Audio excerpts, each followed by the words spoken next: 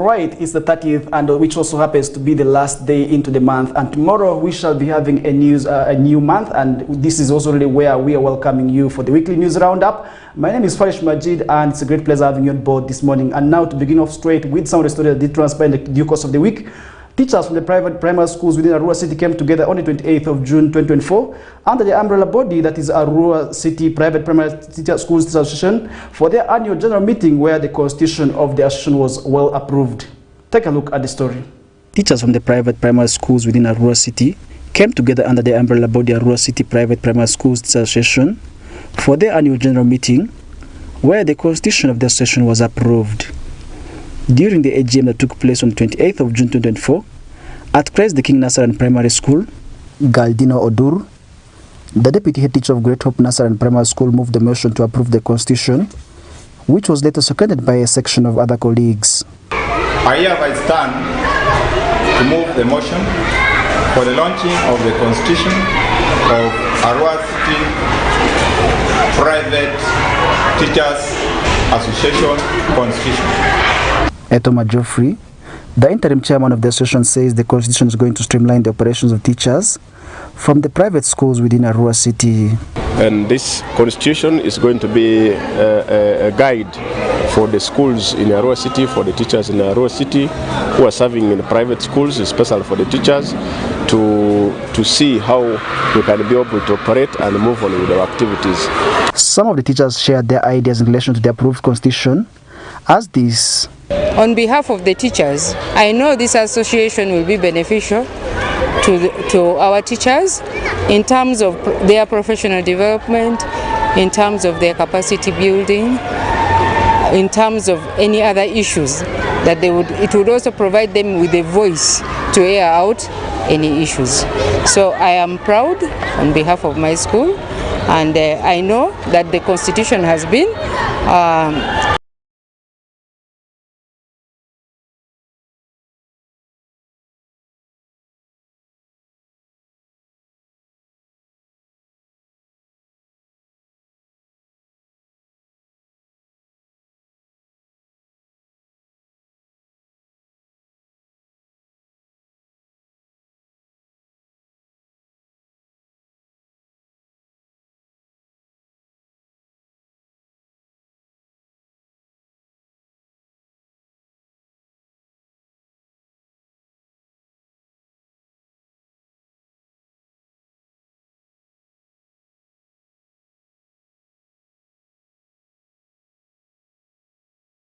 Alright, welcome back, and now moving to Zombo District. Over 1,000 students at Aurora Technical Institute graduated on the 28th of June 2024 in different courses like mechanics, electrical installation, plumbing, carpentry and joinery, among others, in a ceremony held at the school after a long period of time. Alfred Jawok has more details to this story.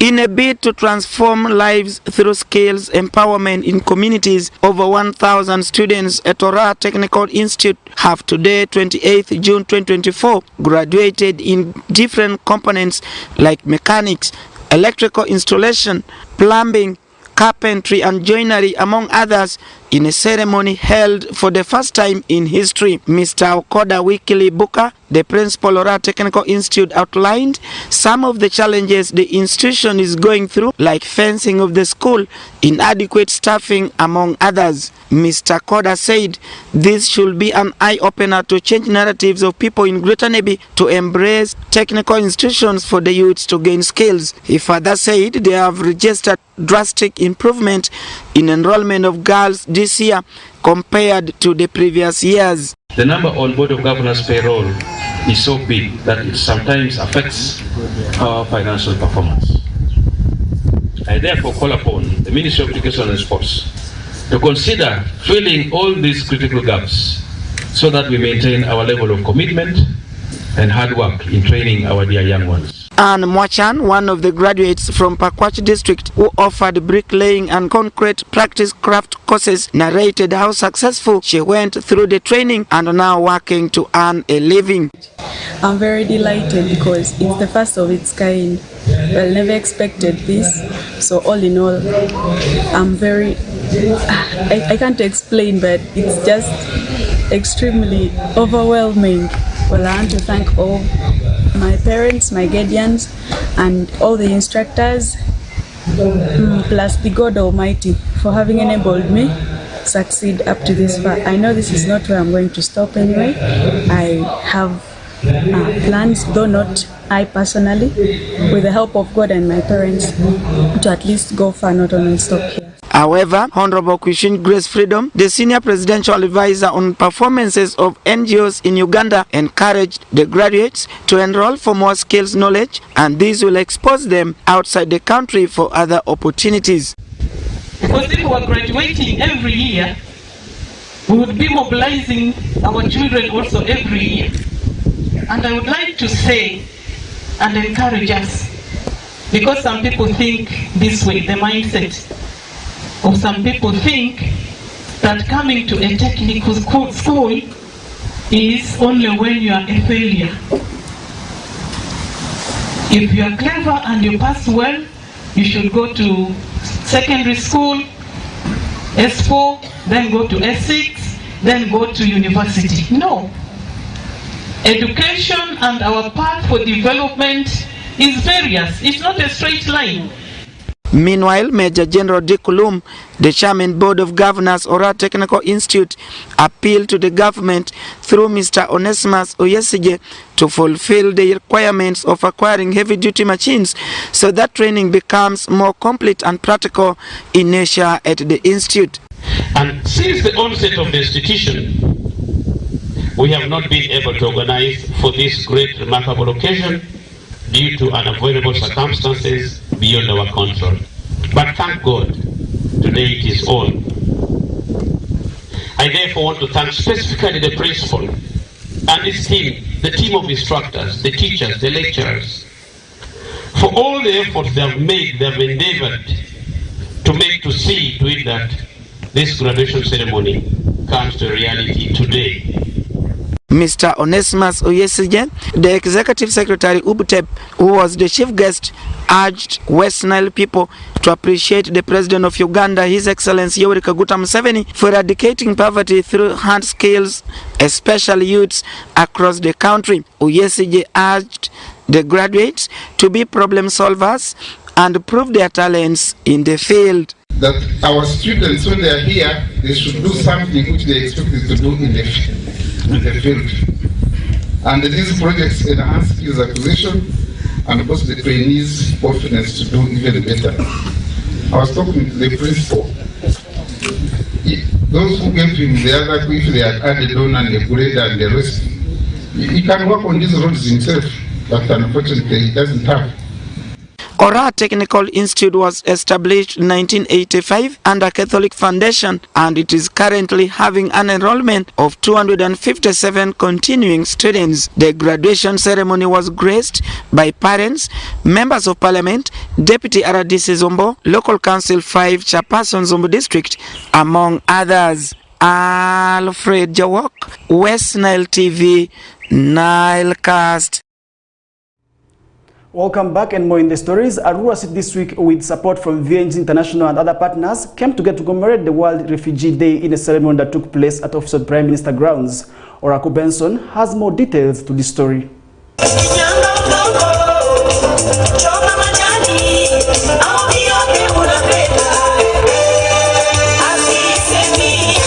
Arua City joined hands together with the VNG International and other partners, mostly non-governmental organizations, to commemorate Refugee Day. This happened today, 28th of June 2024, within the city center, particularly at Opium Ground. The commemoration witnessed refugees mostly in Arua City and other neighboring districts, the host communities, and also government officials turning up in great numbers to celebrate the day, which is under the theme of solidarity. Samuel Jibwa, Resident Program Manager VNG International, says VNG has partnered with the local government to support the refugees. As VNG, our focus is strengthening local governance, and any challenges that local governments face, that is our interest, that is our concern. Refugees as an added population to the planning, the budgeting, and the service delivery pose a big challenge for local governments. And so we come in as partners to support these local governments dealing with the challenges that they are facing. Solomon Osakan, Refugee Desk Officer Arua City thanked the other partners for joining hands to commemorate that day and laments on some of the achievements the host communities gain. I would like to thank the development partners for ensuring that we commemorate this day. It is in the urban areas of Uganda that we will get the best social services and infrastructure. And refugees would also like to really benefit from this. Refugees also offer support to our development. For those who have built infrastructure like rentals here, refugees rent these facilities, they give you a source of viable income. For those who are doing business and need market, the refugees also provide market for their goods and services. Representatives of both Kora and Sura also comment about the commemoration of the day. I would like to give the word of appreciation to the government of Uganda under the leadership of His Excellency Yoweri Kaguta Museveni. We have achieved some of the things that we are not able to achieve from our country. We have the freedom that other refugees don't have in other countries outside there. We have the freedom to move wherever we want to move around Uganda. I thank him so much and pray for God to keep him for many more years again so that we can enjoy this peace unending. The open door policy of Uganda is a definition of the solidarity that is being spoken today. So for us who are here, we know what it means being in Uganda. I've traveled to more than 2 countries in Africa to see the refugee life which is there. But I want to confirm to you today that the refugee life in Uganda is paradise. Charles Ichogor, the resident city commissioner Arua City applauds the pupils for their brilliant performances during the commemoration and condemned discrimination against refugees. These young boys and girls you saw performing here, giving us poems, I would like to assure you they are going to be ambassadors for peace in their respective countries. Where a refugee's rights are violated, kindly report to my office and I will handle that matter expeditiously. Uganda has the largest population of refugees in Africa, with a population of over 1.6 million, with 55% all immigrants from South Sudan, and Arua City has the highest number of urban refugees. Oraku Benson Pastore, Fancy, West Nile Television Nilecast. Welcome back and moving on with the stories. On the 26th of June 2024, Moon University launched the GIS Monitoring Solution for Government Projects, an application invented by a team of scientists attached to the university, aiming at monitoring the progress of parish development model within Arua City. Christina Kumuringa has more details to this story. On the 26th of June 2024, Moon University launched the GIS Monitoring Solution for Government Projects application invented by a team of scientists attached to Moon University Research and Innovation Fund, funded by the Government of Uganda, aimed at addressing issues concerning monitoring and evaluation of the parish development model in Arua City. The GIS Monitoring Solution for Government Projects application was launched at Moon University Science Block Conference Hall in Arua City, attracting representatives of the Arua City local government, the resident city commissioner, and the administrators of Moon University, led by the Associate Professor Anguma Simon Katrini, the Vice Chancellor of Moon University, who officially launched the application. The NILE 0203 project entitled GIS-based monitoring solutions for parish development model implementation in Uganda officially launched.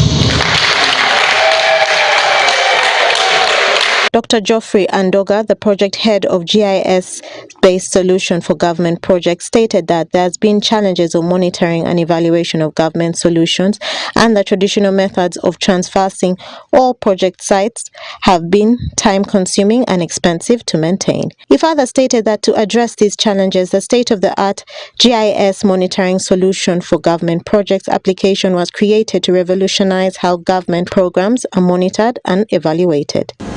The Uganda government has embarked on this ambitious plan to enroll at least one PDM project annually in each of the 10,595 parishes, and aiming to implement this staggering 52,975 projects over the 5-year period starting from 2021 to 2026. While these initiatives are commendable and hold great promises for the socio-economic transformation of our communities, they also present significant challenges in terms of monitoring and evaluation. The traditional methods of transversing all project sites are both time-consuming and costly, and creating substantial budget and logistical constraints. Therefore, to address these challenges, our project has developed a state-of-the-art GIS-based solution that will revolutionize how we monitor and evaluate development projects. Charles Ichogoro, the Arua resident city commissioner, thanked the government of Uganda for supporting Muni University's endeavor to create the GIS-based monitoring solution for government projects aimed at easing monitoring and evaluation of the parish development model. The university has added value to the implementation of PDM, especially here in Arua City, and there will be a multiplier effect to the entire country. This is what made it simple. I can now monitor PDM even when I'm at my village looking after cattle. The launch has started today. We are like to inform that the training will come sooner than later. I will come with all my team. You know, our docket is monitoring government programs. We have added value to government. The government gives you resources. These are resources well spent. Well spent. I would like to thank the government of Uganda, through His Excellency General Museveni, for providing funding to the research institutions, most especially Muni University. Associate Professor Anguma Simon Katrini, the Vice Chancellor of Muni University, stated that this application is a long-awaited tool that will enable the parish development model officials to effectively monitor and evaluate the performance of the parish development model and aid in policy shifts. I start by congratulating the team that wrote the winning proposal, in which they are seeking to provide a real-time monitoring and evaluation tool for PDM projects. Congratulations. This, to me, is a long-awaited tool needed by government to monitor the performance of these PDM projects. This project will therefore provide the required tool for government to monitor and evaluate the performance of PDM projects.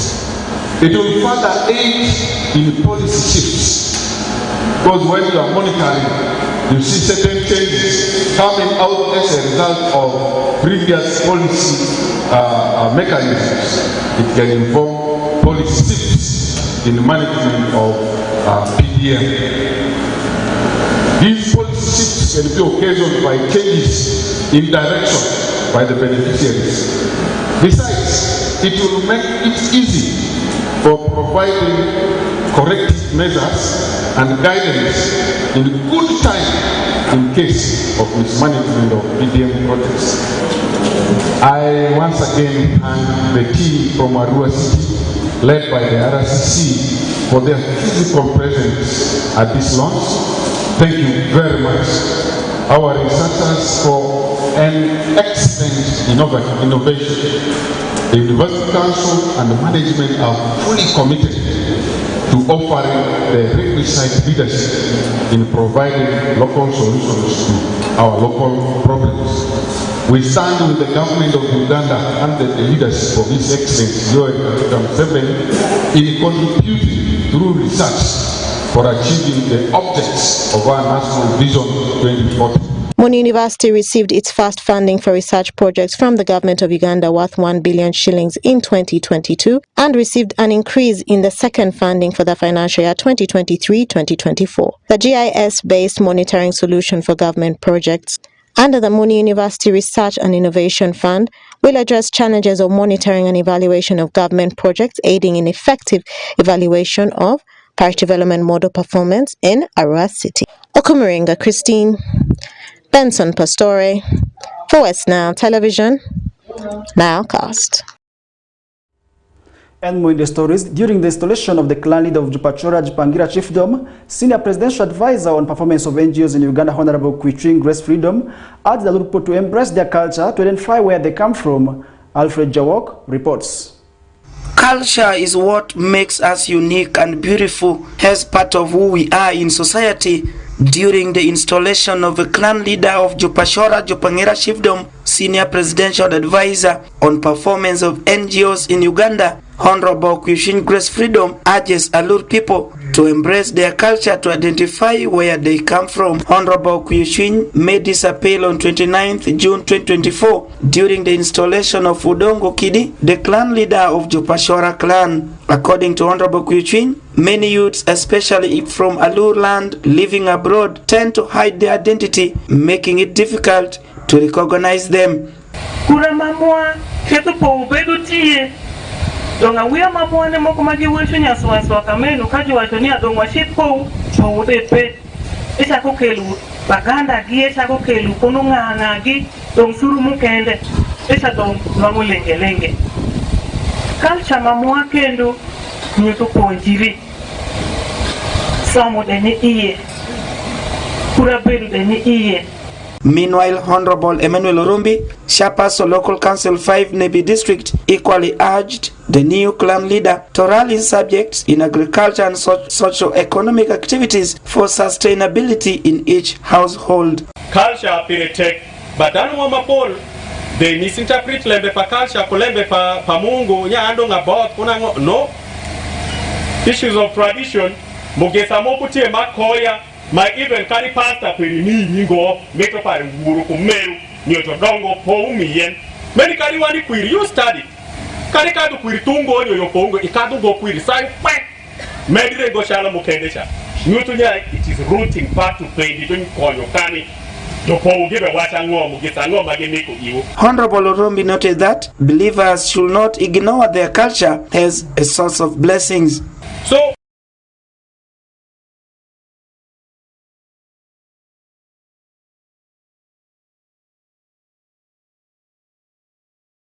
welcome back, and more in the stories. The government of Uganda is planning to improve access to clean and safe water to eliminate waterborne diseases for its citizens. And this is per the revelation made by Gore Goffin, the resident district commissioner for Moyo during the commissioning of 6 boreholes at the district recently, as Okumu Dominic has more details to the story. The commissioning comes after the district completing to drill 6 boreholes in 4 sub-counties, namely Laropi, Aluru, Moyo and Lefori sub-county, under the local revenues mobilized by the district in a bid to provide access to clean water to the public in these areas. Mr. Gore Goffin, the resident district commissioner Moyo, during the commissioning said the government's plan is to improve on the access to clean water system for the citizens so as to prevent waterborne diseases. He further lauded Moyo district local government for implementing their plans in their budget, saying this will go a long way in addressing the water challenges facing the people in these areas. Witness the boreholes, they are all working, and this is very good. I want to ask the community that government's plan is to improve on clean water coverage. So these boreholes contribute to the well-being of citizens. And I want to ask the people to take advantage and use the clean water so that our health, our life is safe. I also want to thank Moyo District. So far, so good. I have seen that things which are budgeted for, things which are planned for, come to pass. Honorable Andrew Richard Opeli, the Vice Chairman Local Council 5 Moyo District, appealed to the public to make proper use of the boreholes by forming water user committees and opening up accounts which is specifically for the maintenance of the borehole so that it doesn't break down completely, adding that he is well aware that the 6 boreholes are not enough to serve the entire population in the district, and pledged that in the next financial year they will try their best to vote resources so as to add the number of boreholes to solve the water challenges across the district. Appeal to the community so that they use the water very, very carefully. And also we have also instructed them to ensure that they open accounts to ensure that water user collections are put into bank for purpose of maintaining these boreholes. And we also told them in case they fail to maintain the boreholes very well, we will go on the ground to ensure that the water source is locked up by water engineering because of failure to maintain the water properly. Mr. Vutsiri Geoffrey, the Deputy Chief Administrative Officer Moyo, said the district spent over 150 million shillings to drill the 6 boreholes across the district, saying the funds are a combination of the District Development Fund, which they specifically allocated for drilling boreholes in areas where water had been a big problem, adding that the drilling of the boreholes has increased the percentage of access to clean water in the district to 73%. The 152 million is a combination of what we call DDEG, Support the Decentralization Program, and then the normal water grant. So we compiled the normal water grant plus DDEG to deliver the water. As a district, we have a planning system. In 1 year, financial year, since our DDEG fund is small, we plan for 1 department. Honorable Drami Caesar, the Chairman Local Council 3, Laropi Sub-County, lauded Moyo District for taking up the initiative to drill a borehole in his sub-county, saying for a very long time the people in the village have been lacking access to clean water, and this led to increase in waterborne disease and teenage pregnancy among young girls. But up to date, people of this area has been suffering. They go for safe water, it's like about 3 kilometers away. So the girls of these areas, by those days, have really conceived on the way, because on the way they are going, coming back, the boys will just come and ambush them. Mrs. Awongo Vicky, the Water Committee Chairperson for Ramogi East Borehole, lauded the government for bringing the borehole closer to their homes, saying they have been going to fetch water at dawn because the women need clean water in their homes. They end up leaving their men in bed and go in search for the water. For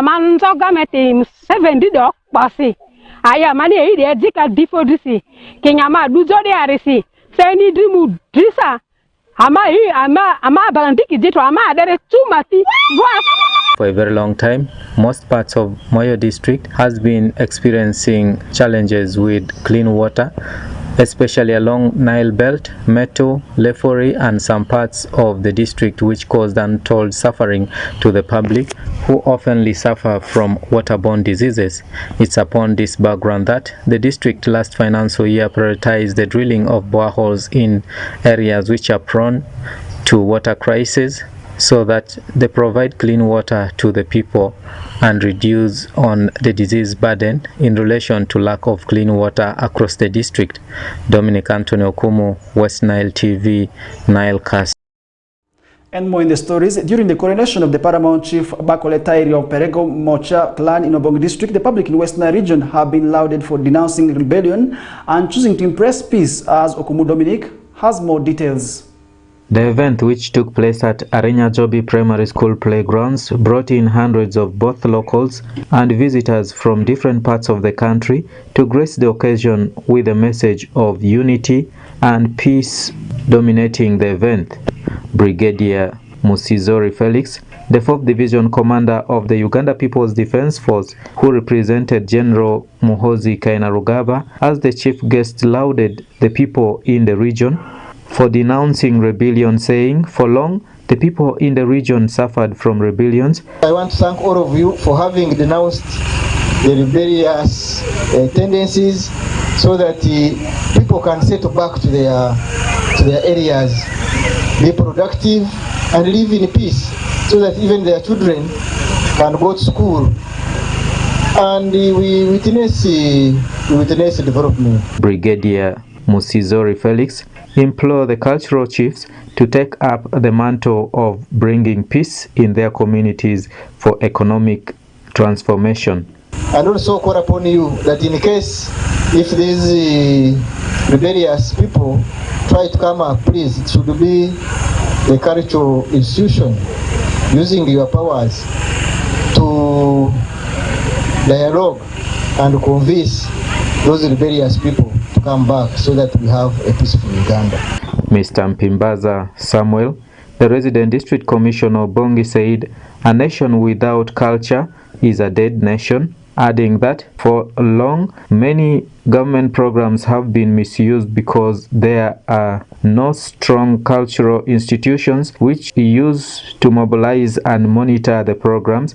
But since the institution is now in place, he believes the programs will strive. A nation without a culture is a dead nation. So Obongi has been having a lot of problems because of lack of culture.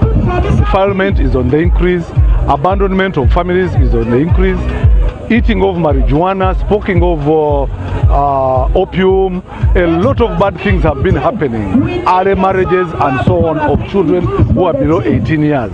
So now that we have a paramount chief, I think is a great occasion that is going to unite our people and also make sure that the cultures are respected.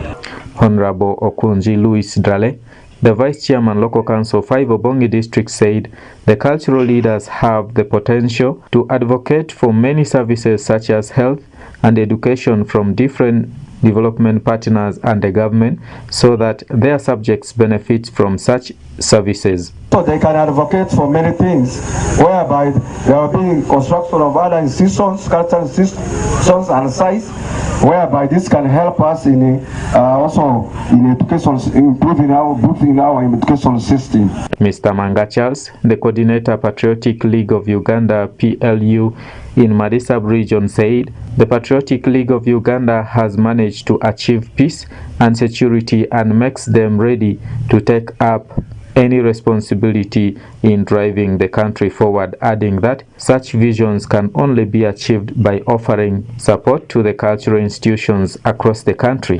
We have achieved a total peace and security.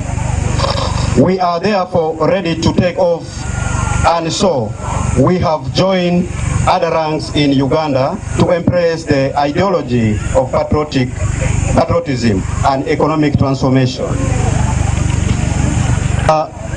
This vision can only be achieved through support to the cultural institution like this. Since 1914, the people in Madisab region have been living without chiefs after the chiefdoms were abandoned by the colonial masters as a way of having authority over the people. However, the current government thought it wise to reinstate the chiefdoms so as to give back power to the people and the cultural leaders and centralize the administration of the people for easy mobilization of the locals to benefit from the several government interventions for the people across the country. It's upon this background that the paramount chief of Parego Mocha clan was coronated. Dominic Anthony Okumu, West Nile TV, Nilecast. And more in the stories, the Office of the President has given a one-week ultimatum to SACCOs in the municipality to effectively recover Emyoga funds worth 540 million shillings that cannot be traced in the municipality, as beneficiaries of close 13 SACCOs have either disappeared or the groups have disbanded the operations and the members have since gone into hiding. Alfred Jawok followed the story. The Office of the President has given a one-week ultimatum to SACCOs in Nebi municipality to effect recovery of funds disbursed to different groups currently benefiting from Emyoga. Recent media reports indicate that slightly over 540 million shillings cannot be traced in Nebi municipality, as beneficiaries of close to 13 SACCOs have either disappeared or the groups have disbanded their operations and members have gone into hiding. Donald Washgiu, the Assistant Resident District Commissioner Nebi, has ordered the groups to respond to the directive within 1 week or risk arrest. municipality, and we are moving up to all the constituency, the Padiere constituency. We are going to invite all of them to come here, and we are going to be meeting group by group. All the different groups in the district, we shall be meeting them here. We want to energize them that this money, the 20 million which is there coming, can all of them really benefit from this 20 million, because this is our money. This is the money which is supposed to transform our community, transform our people, to make sure that the local wananchi is transformed in the pocket. According to Wachgiu, out of the 18 Emyoga SACCOs in Nebi municipality that received initial funding from the government, only 4 groups have received additional funds. Some of the group SACCOs have ceased operations, and many have not undergone recent audits, as they don't have any tangible projects on the ground. A defaulter does not mean you are dead. You can default today, but tomorrow things can be better. So we are trying to encourage everyone that since you have borrowed the money, you can have a way out. So we are trying to encourage them that since today is bad, but tomorrow cannot be bad. So tomorrow you can find a way of coming on board and start paying. And we want them to start paying little by little. You transform, you bring it back. Slowly by slowly you must continue paying. You can get another way and pay. That's what we are on. Meanwhile, Jeria Fomongo, a Emyoga focal person West Nile region, says out of the 167 members, 160 members have not returned even a single coin. He has blamed the leadership of different SACCOs for failing in the administration as far as loan management is concerned. We implore most Emyoga SACCOs, please ensure that you have these meetings for your SACCOs done, and then ensure that you're using the city capital in the right means, because at the end of the day, the institution as a microfinance support center, we are interested in regards to building your capacities to grow you people to the circle that we want you to be. This highlights the importance of accountability and transparency in the use of Emyoga funds, emphasizing the impact that misuse of the funds can have on individuals and communities and the benefit of responsible management. Alfred Jawok, West Nile TV, Nilecast. Welcome back, and more in the stories.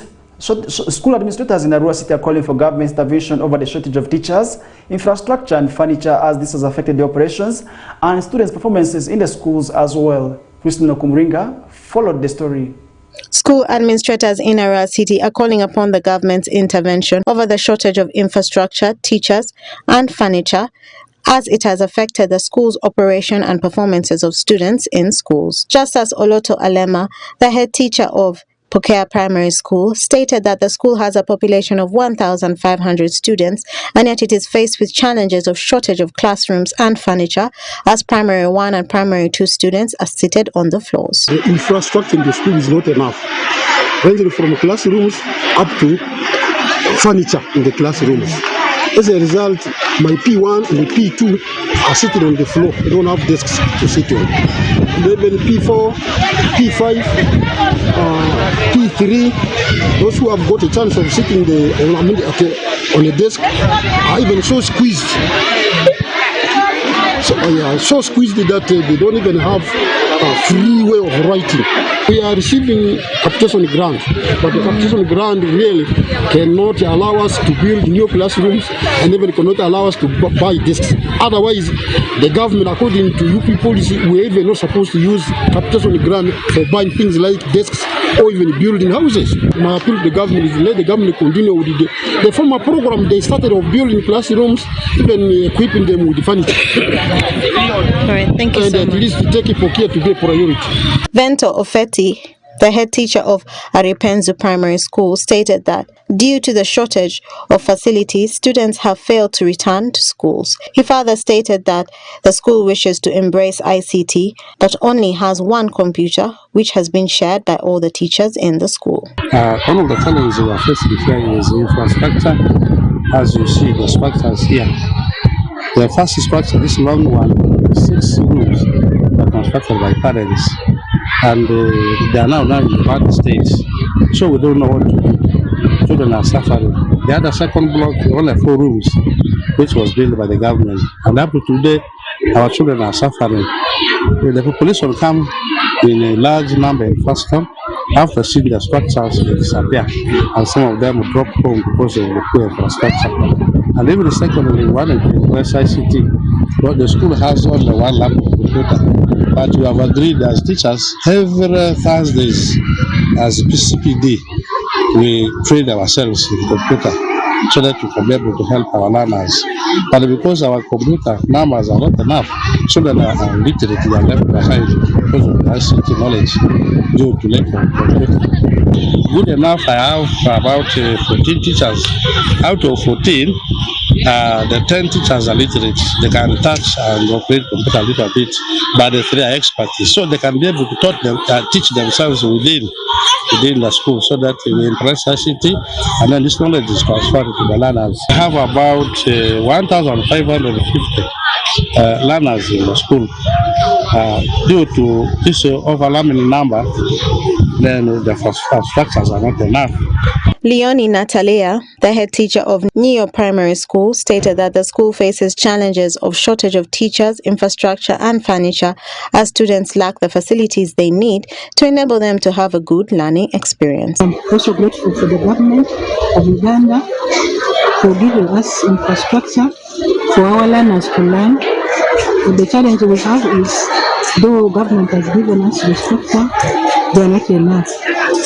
Some of the children have nowhere to sit, desks are not enough, classrooms are not enough, even the teachers, because according to our environment, we are 1,488, where we are supposed to have 22 teachers, but teachers are 17 only.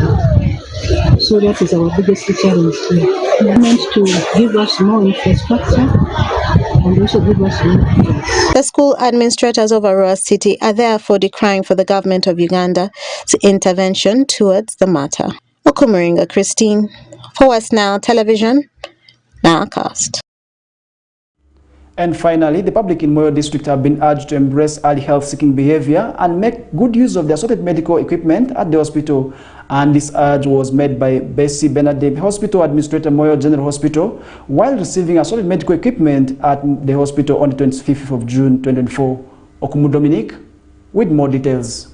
The assorted medical equipment, costed over $300,000, was donated by Pipeline Worldwide, a non-governmental organization based in the United States, with the aim of improving health service delivery to the public in the district and beyond. Mr. Bessie Bernard, the hospital administrator, Moyo General Hospital, urged the public in the district to make good use of the medical equipment by developing the habit of early health-seeking behaviors so that they can be helped so fast before things get out of hand. We want the public to use these equipments well. On our part, we want to make sure that these equipments are used well. But we want our public to develop early health-seeking behavior, and they should take time to come and do checkups so that we are able to treat them before it is too late. Sometimes when you come late, there is almost nothing we can do. Adding that, as the hospital, they are committed to providing better services to the public. Therefore, the public should also play their part and avoid complaining outside, but rather come to the hospital administration so that their challenges can be addressed timely. And, we want to also encourage our people to speak to us when they come and the services are not very good. Instead of complaining out there, our offices are always open. They should come, raise their concerns, so that if they are the ones that we can address, we address them. Mrs. Jami Nolet, the co-founder and executive director Pipeline Worldwide, said the medical equipment alone is not enough to address all the challenges facing the hospital. That's why they want to look at all the challenges facing the hospital and have a holistic approach to them so that cases of people dying of minor disease can be reduced, adding that as Pipeline Worldwide, they are committed in making Moyo Hospital one of the best hospitals in the whole country. Equipment's just one piece, right? One part of the solution, because you can have equipment, but if you don't have power, it doesn't matter. So what we try to do is to look at the problems holistically and find out what are the areas where we can help.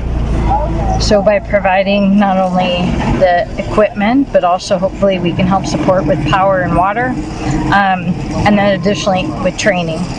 And again, it's to improve outcomes. It's to have people not pass away or die from basic diseases. Dr. Anjo William, a gynecologist at Moyo General Hospital, lauded Pipeline Worldwide for the donation and support they are rendering to Moyo General Hospital, and said the equipments will improve on service delivery to the public and make their work as health workers so easy.